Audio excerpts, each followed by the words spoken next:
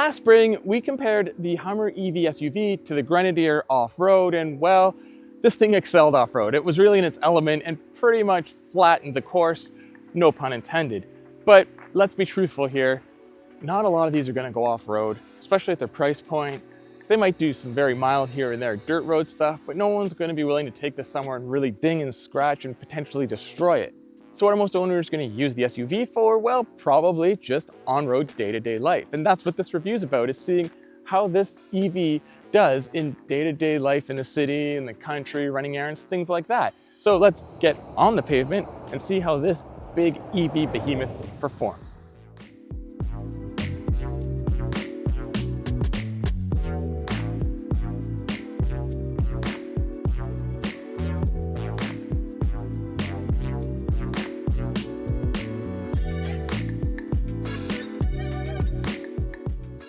So what is a Hummer EV? Well, it's the relaunch of GM's Hummer brand, but instead of being a full line of vehicles, it's just a single model, which can come as a pickup truck or an SUV like this one.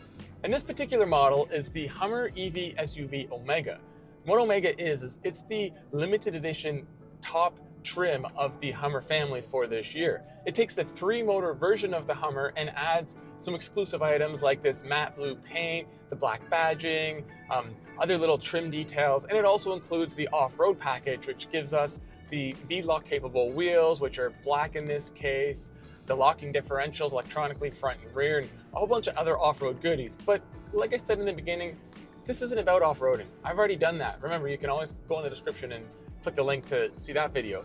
This is about how does the Hummer act in day-to-day life. So I think a great place to start is with that exterior. I mean, it looks like a Hummer, and if you've seen one in real life or in pictures, it's clear what it is. And having it for the last week, so many neighbors have commented on it because it just sticks out. It is a big vehicle. It's wide, it's tall, it's not that long, and honestly, when you park it beside a full-size pickup, it isn't as big as you think, but it just has so much presence, especially with the giant 35-inch all-terrain tires and the big one as the spare. There's nothing else that looks like it on the road, and especially if it's lifted up in one of its off-road modes, people can see it from a mile away. Good luck cleaning this version though, because with the matte paint and its width and height, you're not going to take it through an automatic car wash, so you probably want to hand wash it, and there's so many little holes and nooks and crannies and surfaces. It takes a while, and it's also very tall, so it's kind of hard to wash and dry the roof.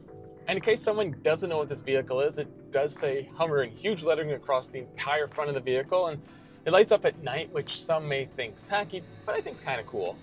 Other exterior highlights, well, it's got the big heavy-duty tow hooks and the all-terrain tires, and just the look with the high belt line and small windows makes it look like it's ready to go deep into the brush. And again, I'm not going to be doing that right now, but I think that's also part of the point, is people want that look even if they're not ever going to use it for that purpose.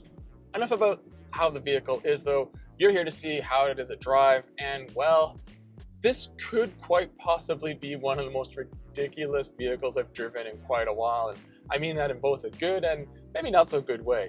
We'll start with the view. The vehicle looks massive from behind the wheel, and that's because it is so wide and you got a long hood out front. And in normal mode, you sit pretty high and can't see much right in front of the vehicle, and if you're in off-road mode, well, it just gets worse.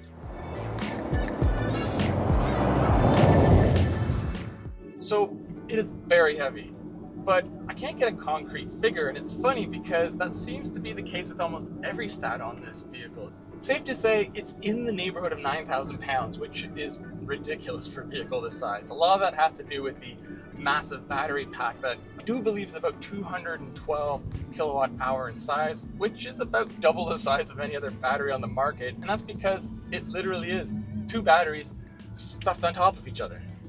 Now, normally that would give about 312, 320 miles of range depending on setup, but with the 3-motor and the off-road package, I'm probably looking at just under 300 miles of range, which isn't bad, but considering it takes so long to charge this thing up because it has such a giant battery. Luckily, it can charge up to 300 kilowatt, but not many chargers are capable of that. I had one that was doing around 90, and it took me about an hour to get 60% full, so yeah, be prepared to wait a bit.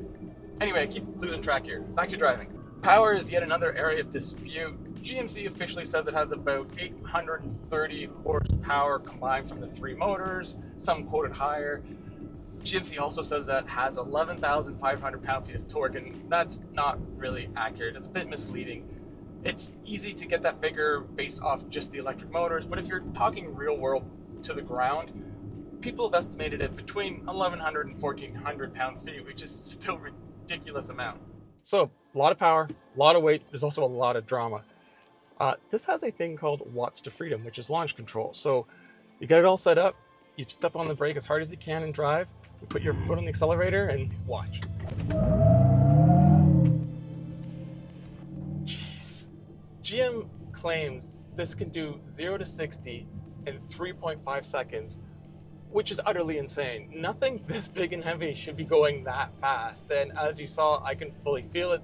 The only drawback is the wheels actually hooking up. I was just spinning all 4 all-terrain tires, which are being squished down by 9,000 pounds. Just think about how much force is going through those poor tires. And there's no sport mode in this vehicle. There's just the off-road modes and normal. And when you're in normal, you have all that power all the time. So at any speed, you just stab the accelerator and the thing just takes off. And the nose points to the sky no matter what speed you're doing. So you're kind of looking over the hood, wrestling with the all-terrain tires to keep the vehicle going straight. It's quite the experience. Don't get the wrong impression. It's fully controllable, and as long as you know what you're doing and you're paying attention, it's fine. But it's just hilarious. That's the best way to describe it. Just something like this can just take off that fast. Like, unreal.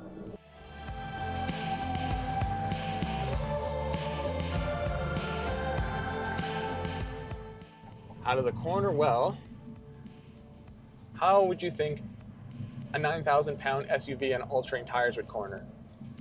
And that's pretty much what you'd expect. In fairness, it does handle a little bit better than I thought. I thought it would really be unruly, but there's a ton of body roll and there's no real sport mode that stiffens up the suspension. So if you're turning from one side to another and you're looking at the pitch and roll displays on the screen, it's pretty funny the angles you can get to. This vehicle, though, is never really meant for high-speed handling. That's not at all what it's supposed to do. But around town, a vehicle this big and wide might be hard to maneuver, but thankfully, the Hummer EV has rear-wheel steering. And we've all probably saw the videos and commercials where it crab walks, where the 2 tires in the front, the 2 in the rear turn the same way so it can kind of move sideways. But in normal use, what happens is the rear tires turn opposite, and getting around tight parking spaces, suburban streets and whatnot, it works really well. It makes the vehicle turn better than a lot of SUVs and even cars half its size. With a softly sprung heavy vehicle, body roll is a thing.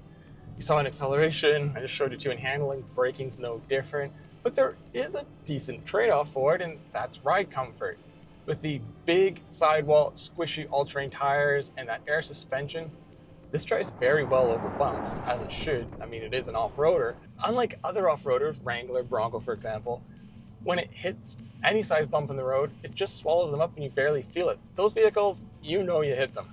The same is true with the way it drives. It tracks perfectly straight on the road and it stays in its lane as long as you can get it to fit in a lane, because it's wide, and driving on a lot of spots, especially narrower 2-lane roads, you're never really sure where that side of the vehicle ends in relation to the curb or a guardrail.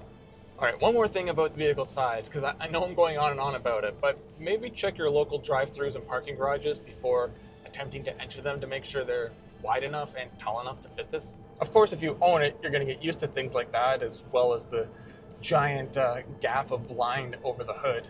Other than learning its size, it's completely docile around town. The steering isn't too heavy, and like I said, the rear steer really helps it maneuver tight areas. It's just cities weren't really built for things this big, and most suburbs either.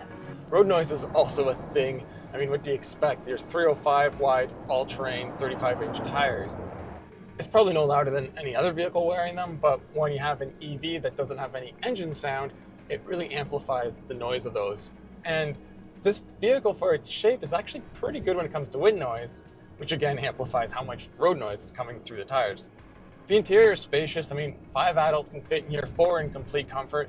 The seats are pretty good. In fact, I'd call them really good, except for the fact that there's this hard Hummer logo bar right across the backrest, and it's like hard plastic and it just digs into your back. I don't know why it's there and how anyone could think it was a good idea for comfort. The rest of the interior, well, it's dominated by two large screens, which are both fully digital, fully customizable. It has these giant vents on the sides, which are pretty cool.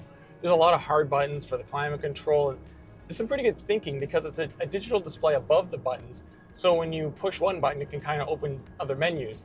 For instance, with the heated and cooled seats, it's a nice trick that combines touchscreen menus with physical buttons. I hope more manufacturers adopt things like this.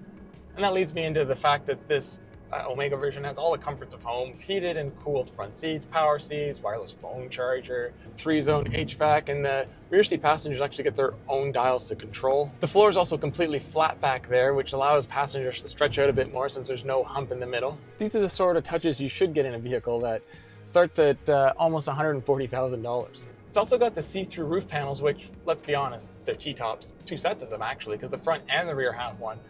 It reminds me of my 96 Camaro, being able to see through the T-top, and with both of them off and the rear window down, it's got a pretty good open air feeling. And that's just another trick the Hummer EV can do. It really is like a technological showcase. It's like the engineers were given a blank slate where efficiency, weight, and price didn't matter. It was just put everything you know into one vehicle and let's see how crazy it can be, and that's this. Of course, there are a lot of drawbacks as well, which I've been mentioning all video.